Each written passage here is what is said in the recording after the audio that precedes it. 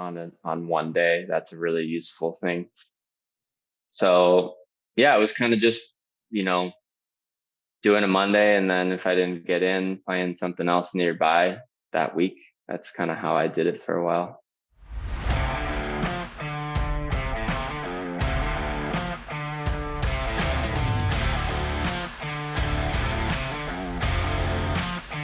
This is The Tournament Code. We appreciate you taking the time to join us today, Patrick. Starting from the beginning is where we go. We usually start where people got into the game of golf. Right now, we know you just wrapped up your pro career. You're going to start doing some therapy and counseling, and you're a pro for a while and you played at Stanford. Before all that, tell us what got you into the game of golf and kind of your junior progression. Yeah, I started when I was picked up a club for the first time when I was 3. My dad, I realize now my dad was itching to get out to the range. And so he just started bringing me with him. And that was kind of how it started. It was before there were really any junior sets of clubs or anything like that. It's like the mid 90s. So junior golf wasn't the biggest thing at the time. And so I just took some of his clubs and had like a split grip hockey swing on the range. So that's kind of how I started, just kind of swinging the club. And Yeah, it started early for you. And you also, from what it seems like, you had an incredible work ethic for someone your age. I know there's an article I read about you where your mom was talking about how much you practiced as a kid. And again, we're not talking like 13, 15-year-old, we're talking very young, and you practice until you got blisters on your hand. What kind of got you so deep into the game that you're like, man, this is what I want to spend my time doing that deeply at such a young age? that's a good question. It's funny because my parents tell me that from the beginning. They didn't have an explanation either. It was kind of like conveniently as a little kid, just take me out there, and I just couldn't get away from it. It was like the playground or something, I guess. It sort of was the first thing that made me realize I have that sort of one-dimensional obsession sometimes, where I'll just, I can't really stop, and I get fixated. And maybe golf was that was just the reason that all started that way. Don't know which chicken or the egg type thing, but yeah, it was just, I think, there's so much to get better at. And I just enjoyed, whacking the ball around and just trying to see what I could do to get better, and really just try to like hit it further. When I was a little kid, that was always something I really wanted to do, was just bomb it, swing hard.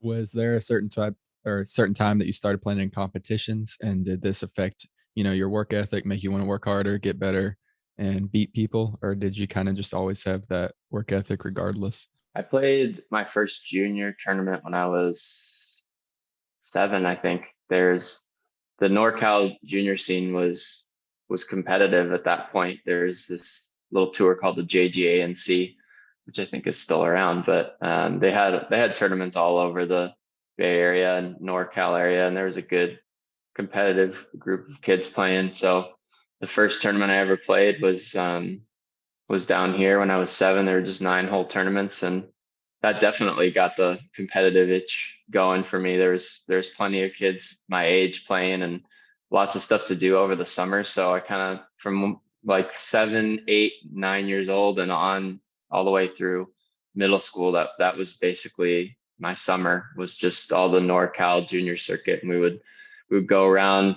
from place to place, just playing all those tournaments and having fun and messing around and putting in the hotel hallways at night. And just yeah, definitely having that same group of kids that we always competed against. We definitely wanted to beat each other all the time. You mentioned you had a one track mind in the sense that you get really focused on golf, and you went on and you played at Stanford. At what point in time did you decide, hey, I want to go play college golf? Or from that young age where you're like, hey, that's what I want to go do. I want to go play college golf. I want to play at the highest level I can. How did you kind of get to there? I think I was fortunate enough to have some success at the local level, to, at right around the like maybe seventh, eighth grade age, was kind of realizing like, all right, I'm doing well in this area here. I'm competing well and winning some tournaments. And growing up around here, Stanford was a huge deal. So I was kind of exposed to it all along. And then especially with Tiger, Tiger, loving Stanford because of that. And so it was kind of one of those things in the back of my mind where it's like, if I can just, that's my goal, if I can just keep getting better. And fortunately, somewhere during that time, they started doing these golf camps at Stanford. So during the winter time, during my winter break, I started going to these winter camps and got to know Coach Conrad Ray pretty well through that. And just luckily things worked out well enough to where I was on a path where it was like, yeah, just, keep going, and we want you to come play on the team and just keep your grades up. And I was lucky. Yeah. It was fortunate that I was playing well enough to get recruited at that time.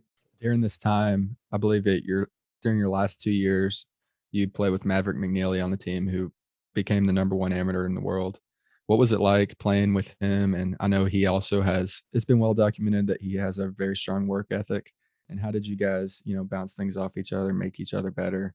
Yeah, Mav's progression was pretty unbelievable, honestly. Like, that kid is just such a freak athlete. Like, he played hockey in high school and, came into college talking about how he was only playing golf like maybe 6 months out of the year at the most when he came into college. And, I don't know if he had the highest of expectations his freshman year, but he just kept getting better when he showed up throughout his whole freshman year. Just went from, in the fall, not really playing a lot of the tournaments, or at least kind of being in and out, to, I don't remember the exact timeline, but somewhere within the next year, he was already like way up towards that point, just progressing super, super fast. I mean, I've never seen anybody get better that quickly. And especially that type of a jump. Like, it's one thing to go from shooting 100 to breaking 80 in a fairly short period of time, or breaking 90, whatever. But he was going from, you know, not quite starting in the lineup to like top of the country in a very short time. So he was just, the thing about I noticed about him right off the bat was just how organized he was and disciplined, like, very, very structured, very clear on what he wanted to do to get better, how he was going to do it. And, a lot of people make those plans and kind of go through the motions and get mixed results. But he was just like, yeah, he did that. And it just, I'm going to win 11 times in 3 years or whatever it was, and it's kind of been the same thing since he turned pro, just kind of going like this. It's fun to watch him do that, see how he's doing with it. That is cool. You said he didn't, come out of the gate playing a lot, but I know that you came out your freshman year, you played in 9 events, I think, and you even had a top 10 or tied for 10th on one of the events.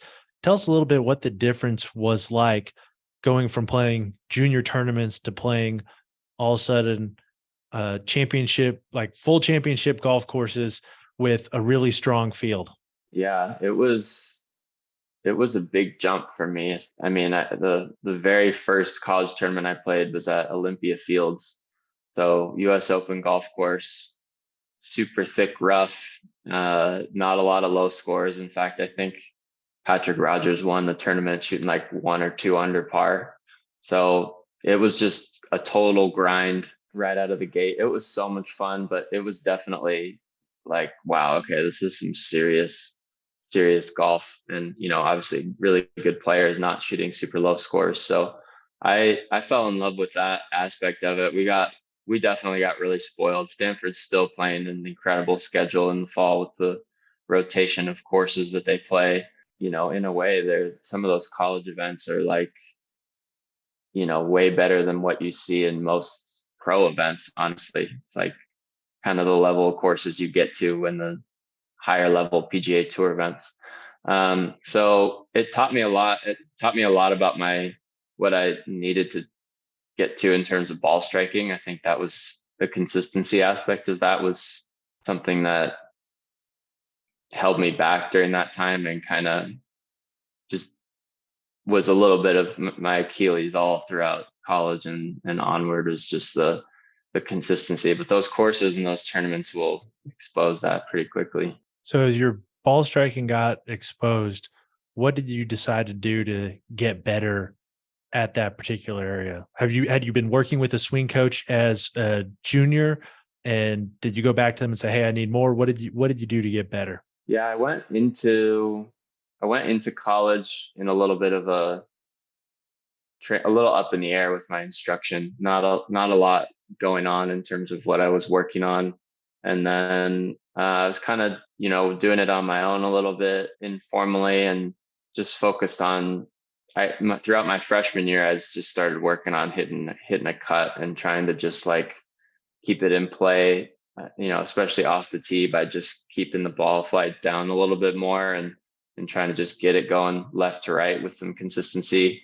The way I was doing that kind of led to some bad habits, and kind of led me to, not really be able to shape it at all, or have really any flexibility with how I could curve the ball. So it was kind of limiting after a while. It helped for a bit, especially, just getting it in play. But then after my freshman year, I started working with a different guy who was a Butch Harmon trained guy in the area. And I did that for most of the rest of my college career. So I had some consistency in what I was working on kind of my last 2 or 3 years in college with the mechanical stuff.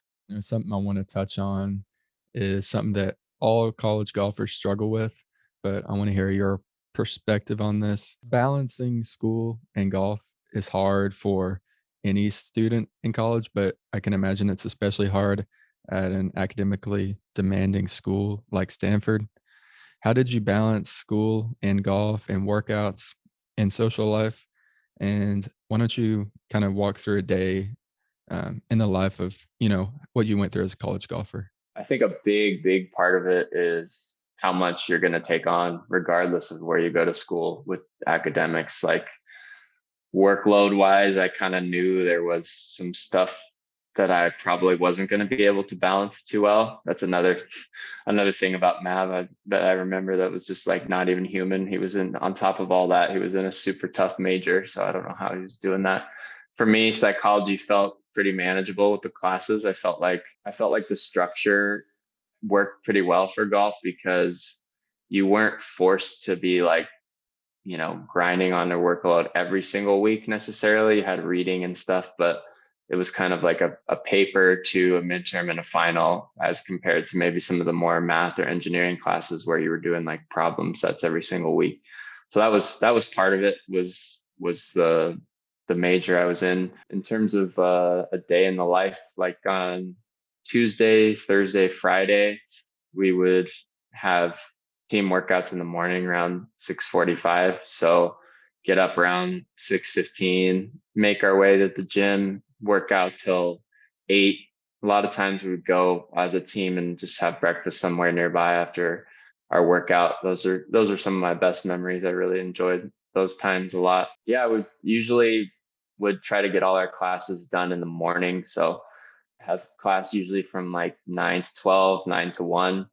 And then on those particular days, usually have a team practice from maybe like 1 to 4, 1 to 5, something like that, and come back and have dinner, do a little bit of work, and hang out. So it definitely required us to be pretty structured with our time in the evening, to where it's like,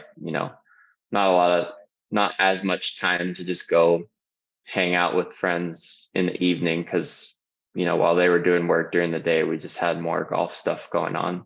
So that was probably the biggest difference. What did a team practice look like for you guys? How organized or unorganized was it specifically? Our team practices would usually be fairly structured for a certain amount of time. So we would have a few tasks to knock out. Usually it would be a mix of kind of like blocked practice, where, it was like hitting a certain, like a wedge drill, getting on a TrackMan and having a certain number of balls and yardages that you were doing with wedges. That might be one task, but then, there would be one or two other things that were usually competitive. So we would pair off and do, like an 18 hole putting match against a partner, or like you know, two balls closest to the pin type of match around the greens. We're lucky that our practice facility, you could kind of drive around in a cart and hit shots. So you could do a competition just hitting all kinds of different shots closest to the hole, something like that. And then usually we would come back toward the end. A lot of times we would do some sort of putting thing, like kind of a gut check team putting thing where everyone was watching, and we'd have to all make a 5-foot putt in a row with the whole team. We'd all start over or whatever if somebody missed it. Or a lot of times we'd do that with a driving drill, just like a pretty narrow fairway that was set up, and have to all hit the fairway, or 7 out of 10 or whatever. And those were super pressure packed too. So something just kind of get the block practice, get the competitive, and then, something with the whole team is pretty much what they look like. It sounds like you guys had in mind too with those finishing drills that you were going to focus on a tournament, like essentially bring in a lot of the tournament work right there. And you're going to have that pressure of a tournament. When it came to getting ready for tournaments, what did you guys do as a team to prepare for a tournament together? Yeah, good question. A lot of it had to do with the golf course. So we're really lucky in this area. There's a really large variety of courses around here, and like different styles of courses, even some different grasses. So Conrad did a really good job of, we would base a lot of our qualifying team rounds around places that would play kind of similar. So we'd get out near the ocean if we were going to, getting ready for Hawaii or something like that, play somewhere a little bit windier, or, get up in the hills a little bit more if we're playing a tree line course with some smaller greens or things like that. So I think it would help the players get ready to, adapt to kind of something like what we were going to see in the tournament. And then also, since we were qualifying, it helped figure out the lineup, on a style of course that we were about to go play. So, we'd be as prepared as we could be for that. And once you got to the site of the tournament, I know college practice rounds are just brutally long. You guys are playing fivesomes, trying to practice shots around the greens or whatever you know, feel like doing. But like more specifically, what did you guys do in a practice round? Was there things that your all's coach wanted you to do or made you guys do, or was it kind of up to you guys on how you wanted to approach practice rounds? Yeah, like you said, we would play them all together. There's a lot of limiting factors in college golf. When you travel there is a big one, in terms of traveling hours and the school and NCAA rules and all that stuff. So I think, like tour guys, a lot of the times like to split up their practice rounds into 9-hole chunks, but you can't do that in college. And we were all on the same schedule, getting there in one van, all that kind of stuff. So we would knock out the whole round in one day. A lot of it had to do with the coaches bringing old yardage books and kind of remembering where the pins were. So the older players kind of taking the reins on the tee boxes and explaining what was going on in terms of club selection and things like that. So, it's kind of looking at the book on every hole, definitely with the older guys that had been there, sort of taking the reins, or the coaches explaining stuff, and then just using the old pin locations to throw down some tees or some, rubber cups or whatever, just hitting some putts to those areas, and just having a lot of really open communication about anything that, if anyone had been there before, what they remembered, where they missed it, where you can and can't leave it. And, just strategy stuff kind of like that based on experience. When it came to playing in those actual tournaments, how did you approach them as far as from a mental perspective? I know it can be a hard thing to focus on a tournament, especially when you're playing in the tournament, but there's a lot more going on, and that you play in this tournament, but it's also related to your team that like you want to play in the next tournament, et cetera. And you guys had qualifying, but I imagine you had coaches picks too. There's some pressure there. How did you keep that segregated from your mind? And then also once you finished up a round of a tournament, how did you determine whether it was a success or a failure, or what did you do to learn from that? That was actually a skill in college that I really struggled with, honestly. Playing for the team and representing the team. I was kind of always, I played a lot, but I was also in and out of the lineup a lot. Like I unfortunately felt like I had a little bit of a pattern of getting to the tournaments and not really, playing some good rounds, but not logging the finishes that I wanted. So I had luckily contributed to a lot of throughout the tournament in terms of scoring, but in terms of my own finishes, I wasn't generally doing quite well enough to qualify automatically for the next one.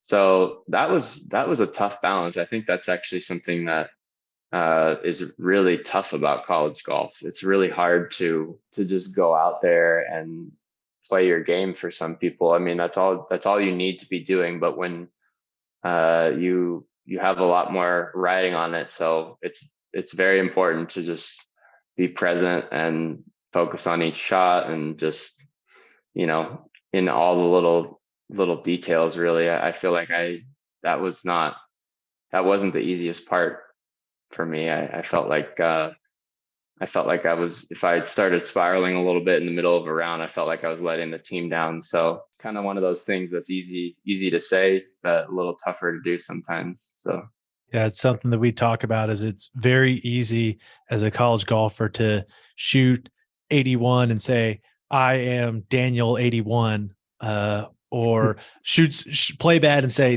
that's who I am. And it can make it tough, especially if teammates or individuals who indulge that behavior make it tough on the entire team. Because if somebody believes that about themselves and then also like takes it out on other people, it can make it a hard team environment. How did the team handle, finishing up around? Like some guys play good, some guys play bad. That's just the nature of it.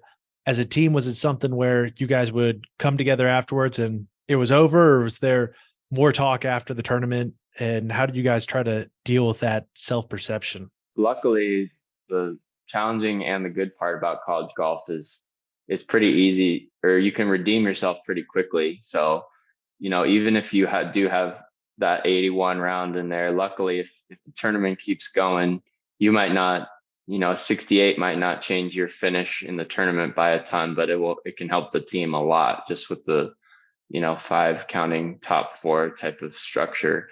So there's a lot of motivation day to day, regardless of how you're doing, because you can really, really help the team. So I would say, the environment, it was always the player who was struggling that was the hardest on themselves. There's no doubt about that. So the team was always really good about being very encouraging and just keeping hyper focused on whatever we can do to improve or try to win the tournament. And so I found, the everything to be really, really supportive in that way.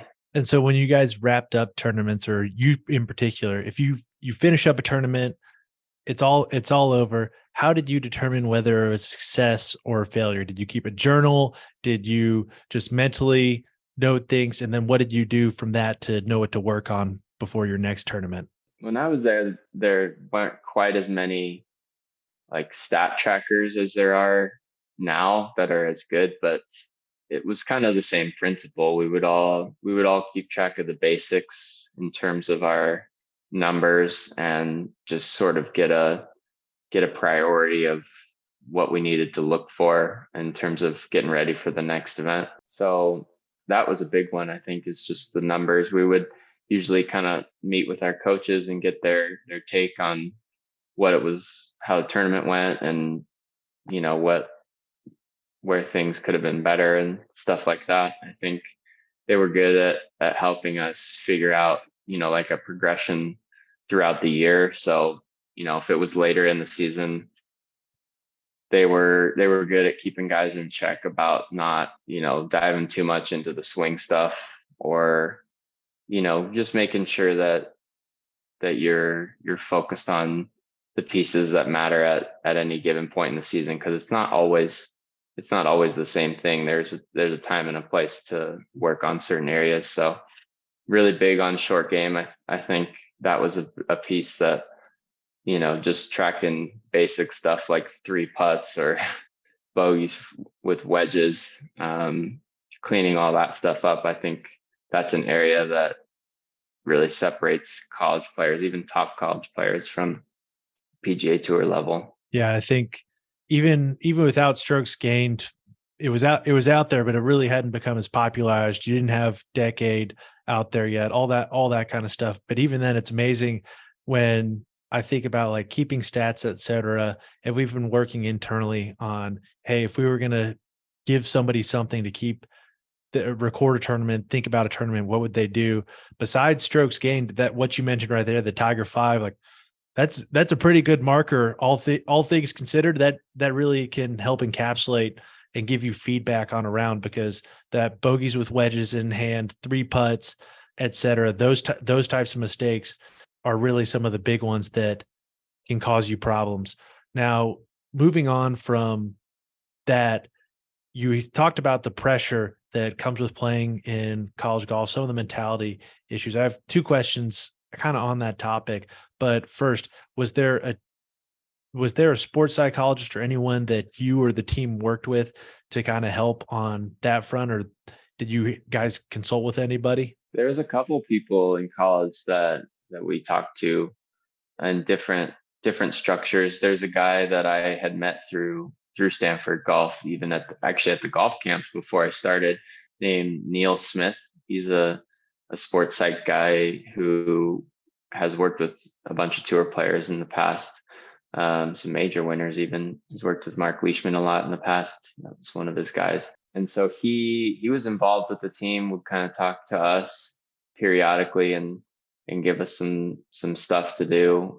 He was big on really being organized with the performance stuff, like kind of equally separating out all the pieces of your game, including the mental stuff, and giving like kind of equal time to each aspect and really balancing everything, not hyper focusing too much on one area. So that was a big thing that we learned from him. And then a couple times while we were there, we had like kind of a 1-day seminar with I think their names, they're Lynn and Pia, the Vision 54. So Yeah. they went through some stuff with us, and it was kind of a crash course for a day, but they would give us a lot of stuff that we came away with too that was really helpful. That makes sense. It's a good tool, especially colleges. It's nice that they have access to those individuals who are willing to help out and make things better. I know we worked with some when I was in college, and I still keep up with some of them. As far as what we talked about, as you said, it's difficult mentally, like knowing the pressure you have. You ended up going pro. How did the pressure that comes from college golf and being in a tournament there translate to playing professional golf and being in tournaments there where, okay, it's not your starting spot that's riding on it. You're not letting down the team, but if you don't play well, you're not getting status, you're not making money, like things that affect your livelihood. Luckily, I think that college structure prepared me pretty well for that. So I'm lucky that I had that experience. It was very new to be like traveling by myself and be in charge of all my logistics. And I did that in South America a little bit, and I was like a 23, 24, not knowing what I was doing type of thing. So I think the college experience really helped me a lot in terms of organizing all that stuff. In terms of pressure, it's definitely a lot different. I think the biggest difference is how one event will affect you for a really, really long period of time. In college, it's one event to the next, and obviously that's a big deal getting that experience. But I think the toughest part for me was knowing that a Q school will set you up for the entire year, and just knowing that you don't have that many opportunities to make that jump super quickly. I think that's that's unfortunately an area where a lot of guys get stuck, is they're right there. And if they just had more chances more often, they'd be fine. But, you know, that's a lot. 3 times at Q school is not a lot for most people, but that's spread over a long period of time, right? So I think that the pressure that comes with that sort of gap in time, and the consequence of it kind of being like you're either making it through and playing on tour and some events and having a schedule, or you're just way more up in the air having to play Monday qualifiers or mini tours. So that pressure was definitely, I think, what kind of heightened everything the most for me. Far as playing on tours, playing in Q school, tell us a little bit about your professional journey as far as what you did coming out of school and how that kind of has played out so far. The first like major stuff I did, I guess, was Latin America tour. So I got some status out there, and kind of didn't. I got my card, but didn't really have status to get into tournaments until kind of the later part of the season. So I got into some stuff and qualified for some stuff down there too, and sort of like the second half, and played some of that. Didn't do great down there. I mean, I played some events and got in, and was just kind of hovering around the cut line most of the time. So wasn't really anything great in terms of results. And then fast forward a couple more years, I guess my best year was in Q school. I should have made it to final stage, but I didn't. So that progression all the way through was kind of some of the better golf I was playing during that time. But yeah, I mean, I look back on it and just kind of putting my foot in the door, but not quite getting there, is sort of how I was kind of my pattern, I guess. Like, I qualified for a Corn Ferry event, Monday qualified in 2019, and then for the Valero Texas Open in 2021. So, I got there at times, but didn't quite make that jump to some higher finishes, or, being able to play a full year on a tour anywhere. Yeah, I mean, as you kind of mentioned earlier, like if you don't get enough bites at the apple or anything like that, it can be hard because there are very few shots out there. There's only a couple tours you can get status on, and even if you get like pseudo status, you still might not actually be in the event. And especially when you're dealing with Latin America, you might not be in the vent, and if you're going to be an alternate, you kind of got to go down B on site. So you could be eighth alternate. We had a buddy on Corn Ferry who was dealing with this Billy Tom, who was dropped a few episodes ago, and they're playing down in, I think it might have been Panama. I can't remember what event it was, but it was the Bahamas event. That was it. The night before, 2 days before, he was eighth alternate, and then they give him a call, say, "Hey, we think you're going to be first alternate. Can you get down here?" And he's like, "Well, unless someone has a private jet that I can use." He tweeted it out and got no love and wasn't able to get the private jet. But unless someone has that, like, I can't make it down there in time to be able to go into those events. So it's the same thing with those South America events. Like, yeah, you might have status, but you might not have full status. And then all of a sudden you got to wait that out to be able to get in there. As far as playing in those events goes, you mentioned a Q school, and you said that you should have made it to final stage. And I know that can be a tough thing to talk about, and it's not very fun in the sense of, like, it feels like you're so close, and you know that, hey, if this did happen, then you got some sort of status somewhere, like things kind of change. Tell us a little bit about what that experience was like for you, the particular one where you mentioned, hey, I felt like I should have made it here, and what you have learned from that. That was 2019, so a few years ago now.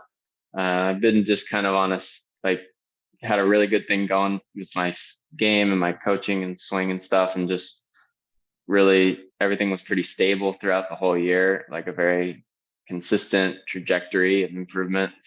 I went to first stage and finished like fifth or something like that. So I kind of cruised through first stage, which was the first time I had done that and got to second stage. It's at Bear Creek in Southern California, and trying to remember the general progression of the tournament really, but I was the first day I remember the greens were like running 15 on the stimp or something. They were freaking out that if there was any wind that it was going to be unplayable. It was insane how fast the greens were. So it was really tough. I think I shot like 1 under and I was top 10.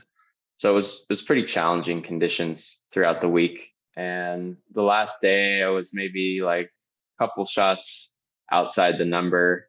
And just I remember being, maybe last 4 or 5 holes being within 1 of what I thought the number was going to be, and kind of hit a really good wedge shot that went 15 feet past on this par 3, and just left a super tough putt, 3-putted that. And the next hole kind of had to draw 3-wood off the tee, and thought I hit a pretty good one, and the wind caught it and it kicked into a hazard. So made double there. So I went from being like kind of right on or 1 outside the number with 3 holes to go to like a silly 3-putt, a tough lip out, and then what I thought was a good tee shot leading to a double. So I think that was the toughest part about that, was just feeling like it was very situational stuff that cost me, not feeling like I made any huge mistakes. So that was probably the toughest part about that, I think, was, looking back on is looking at situationally how things could have gone differently.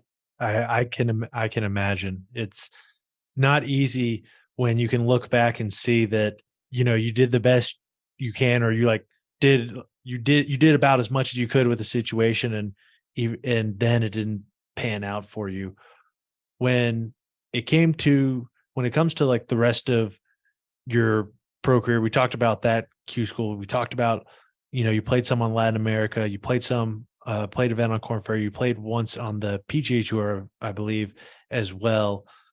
Tell us a little bit, one, about the other events that you played. Did you play any mini tour events to keep your tournament experience going? What was that like? And tell us a little bit about that. I played Latin Tour, and then after those years, I kind of decided I was going to mainly stick to the States. So I'd do Q school, and then throughout the year, I would play a bunch of Monday qualifiers, and kind of sprinkle some mini tours in between that. So there's like the APT tour, the All Pro events. Those are kind of closely follow the Corn Ferry Mondays. There's a tour in California here, the Golden State Tour, that I played some of those. And then, throughout the summer, usually there was kind of a series of, like state open tournaments or just independent open pro events that a lot of guys would go play for a check, that were good prep for Q school. So I would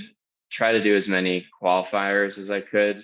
And that really helped me figure out some of the holes in my game in terms of scoring. I think that if I could suggest one thing to guys that are trying to play more, it's try to get in as many of those as you can, because it just teaches you to have to show up and shoot 7-8 under on one day. That's a really useful thing. So yeah, it was kind of just, doing a Monday, and then if I didn't get in, playing something else nearby that week. That's kind of how I did it for a while.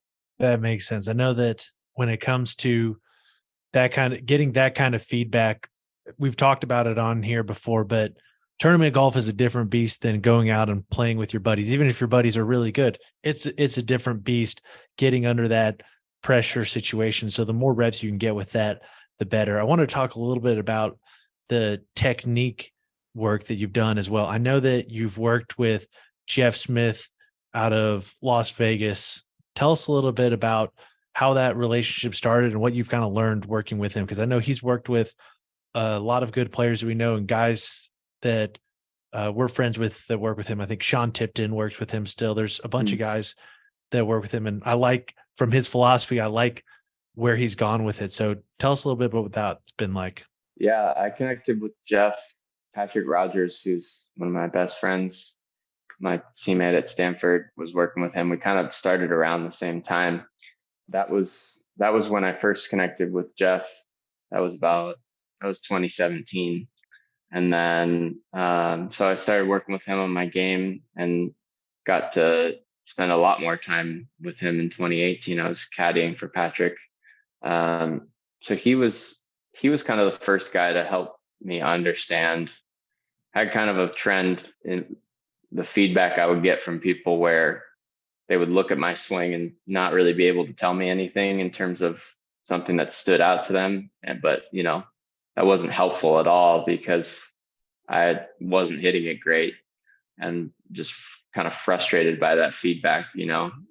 Jeff was kind of the first person to look at it and feel like, oh yeah, I'm not surprised that you're struggling with that consistency.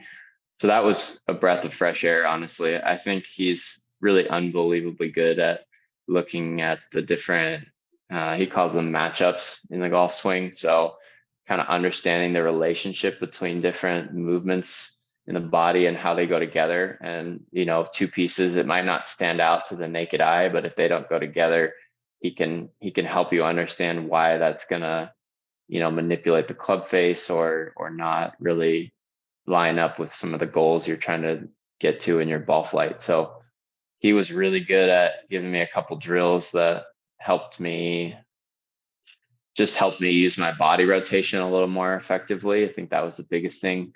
So that really got the club face a lot more stable through the ball. And it helped me be able to work the ball a little more left to right, but higher and not over spinning it. I think that's something he's really, really good at is optimizing the ball flight. Tell us a little bit more in specificity about like the specific problem you were having, because it sounded like what you said, like when it comes to rotation, that's something that I know he and a lot of those guys in a similar genre are focused on is, making sure you have rotation. What that allows you to do is keep that club face more stable, and then ostensibly, as far as D-plane and other things goes, improves that. So tell us a little bit more specifically about kind of the issue that you were having when you went to him and what he saw as far as getting you the right matchup. The biggest thing when I showed up was I had a lot of like early roll of the club face behind me. So basically I would kind of get my wrist really bowed early in the backswing, and that would get the club just tracking really far behind me early. And basically my arms would just like keep going way behind me in the backswing. And, when I was doing that, it would kind of lock me out on my right side at the top of my backswing. Like I would kind of just get all my weight way behind me, but almost like too shallow of a turn, too deep and too shallow of a turn.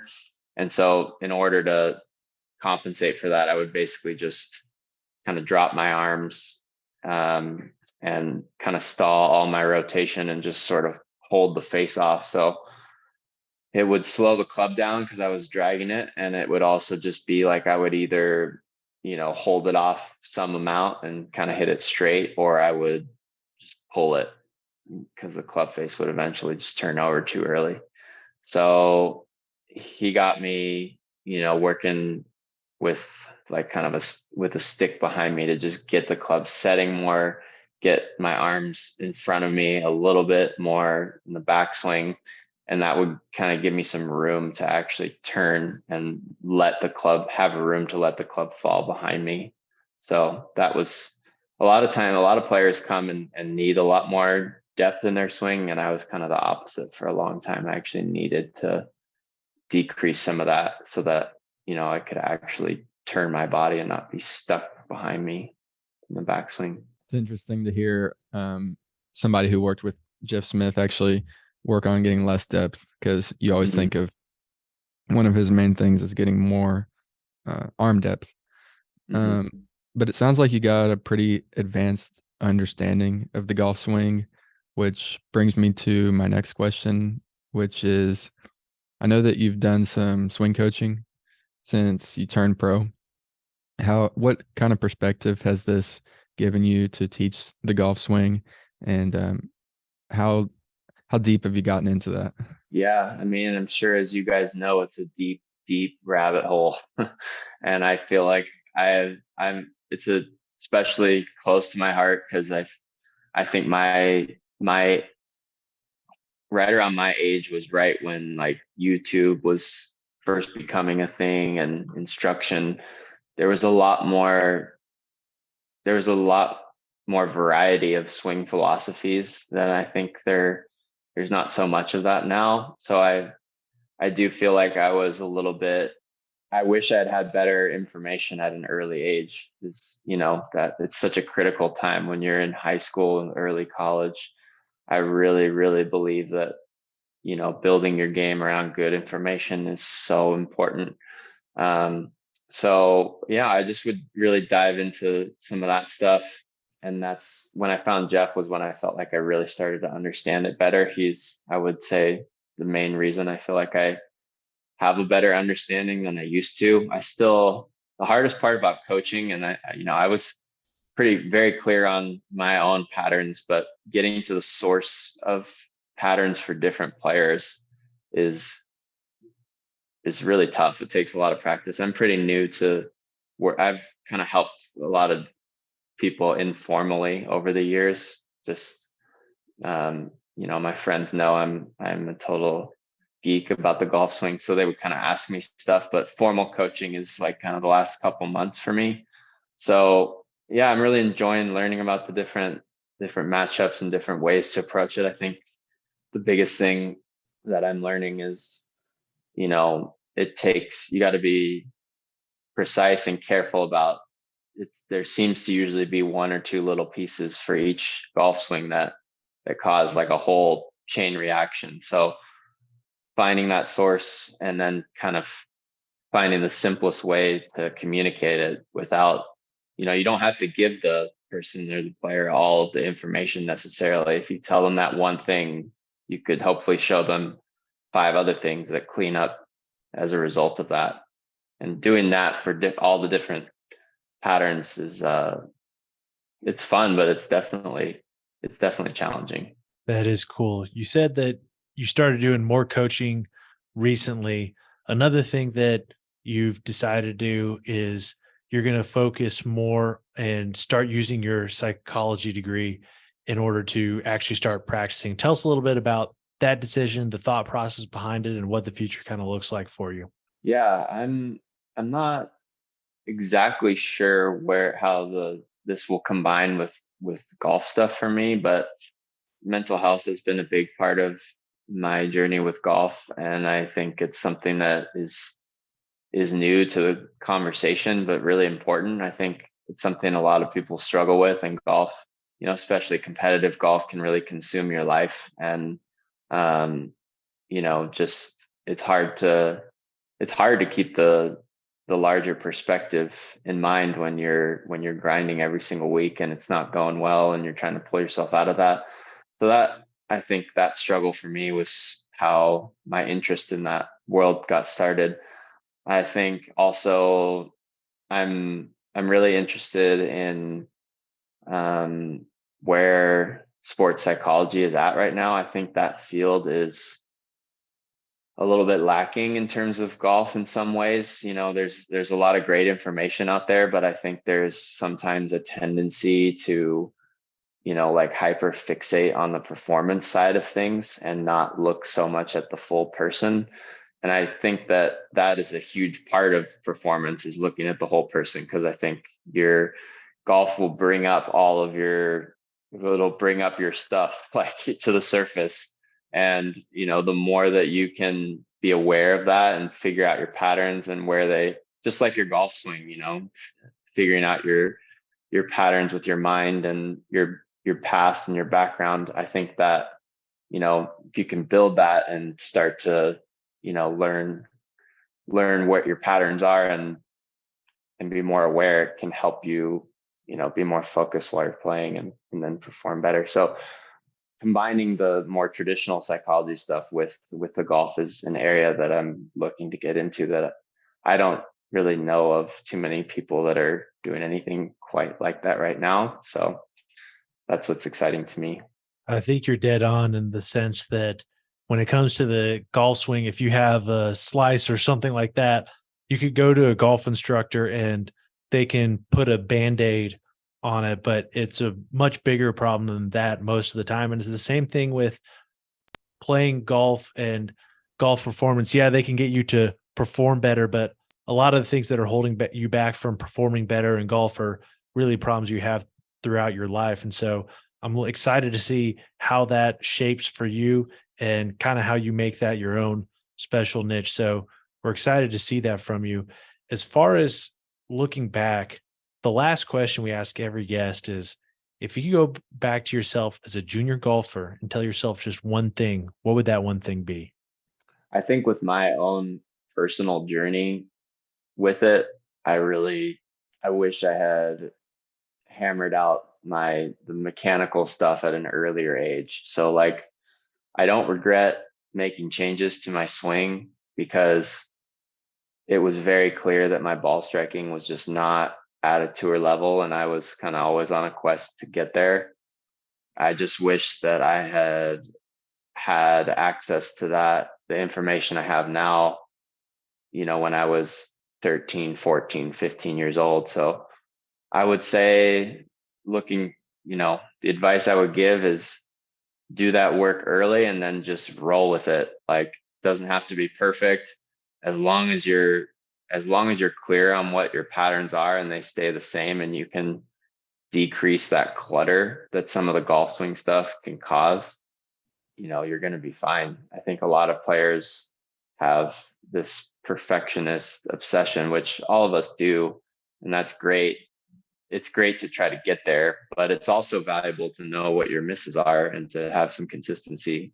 If you can have a miss on one side of the course and still play at any level. You don't have to be striping it all the time. You have to be able to stand on 18 at Sawgrass and know that you're only going to miss a little bit right.